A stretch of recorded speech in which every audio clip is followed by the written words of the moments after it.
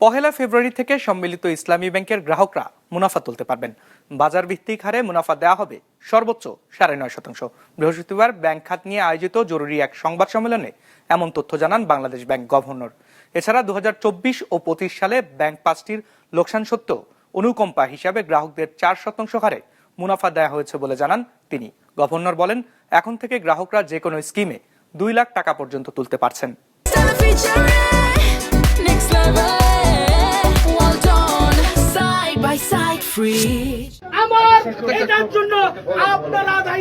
একীভূত প্রক্রিয়ায় থাকা 5 ব্যাংক 2024 ও 25 সালে লোকসানে থাকায় মুনাফার হেয়ারকাট, চাহিদা মাফিক টাকা তুলতে না পারা সহ বেশ কিছু কারণে তৈরি হয় গ্রাহক অসন্তোষ।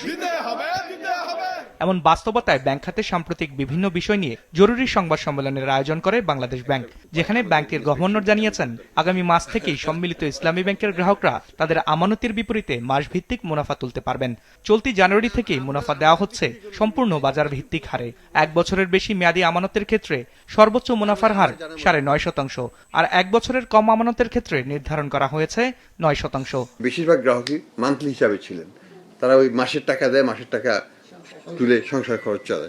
তাদের সমস্যাটার সমাধানটা হয়ে যাবে 1 তারিখ থেকে, কারণ তারা পুরো জানুয়ারি মাসের লভ্যাংশ একেবারে অরিজিনাল প্রিন্সিপালের ভিত্তিতেই তারা পেয়ে যাবে, এবং এখানে কোনো ফুল মার্কেট প্রাইসে পাবেন। এখানে কারো কোনো কমপ্লেন করার কিছু থাকবে না। গভর্নর জানান, 2024 ও 25 সালে লোকসান সত্ত্বেও গ্রাহকদের আমানতের ওপর শরিয়া মোতাবেক অনুকম্পা বা অনুদান হিসেবে 4% হারে মুনাফা দেওয়া হচ্ছে। তাতে অতিরিক্ত 4,500 কোটি টাকা খরচ হবে বলেও জানান তিনি। ইসলামিক ব্যাংকিং প্রিন্সিপালে এটা হচ্ছে লাভ ক্ষতির উপর ডিপেন্ডেন্ট। এই প্রেক্ষাপটে ইসলামিক শরিয়া মোতাবেক লভ্যাংশ দেওয়ার কোনো সুযোগ থাকে না।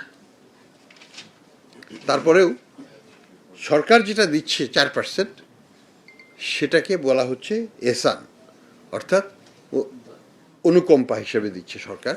এটা কোনো কারো এখানে অধিকার নাই, এটা সরকার সদিচ্ছায় এটা গ্রাহকদের দুরবস্থা দূরকরণের জন্য তার তহবিল থেকে এটার ব্যবস্থাপনা করছে। সংবাদ সম্মেলনে জানানো হয়, এখন থেকে গ্রাহকরা যে কোনো স্কিমে সর্বোচ্চ 2 লাখ টাকা পর্যন্ত তুলতে পারবেন।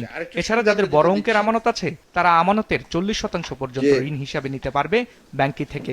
যাদের বেশি টাকা আছে কিন্তু টাকা তুলতে পারছেন না, আমার 20 কোটি টাকা আছে, আমি পাচ্ছি 2 লাখ টাকা, এটা তো পরিমাণ খুব বেশি না, তাদেরকে আপ টু 40% পর্যন্ত, 40% পর্যন্ত এই তাদের ডিপোজিটের এগেনস্টে ইমিডিয়েট লোন দেওয়ার ব্যবস্থা করছি আমরা।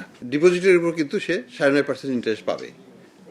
লোনটা বাজার দরেই হবে, সেটা তাকে সেইভাবে দিতে হবে। এখানে 3-4% হয়তো ইন্টারেস্ট ডিফারেন্সিয়াল হবে, কিন্তু তার লিকুইডিটি সমস্যাটার সমাধান হয়ে যাবে, এটা আমরা আশা করি। এ সময় গভর্নর জানান, একটি মহল টাকার বিনিময়ে সম্মিলিত ইসলামী ব্যাংকের কার্যক্রম ঘোলাটে করার চেষ্টা করছে।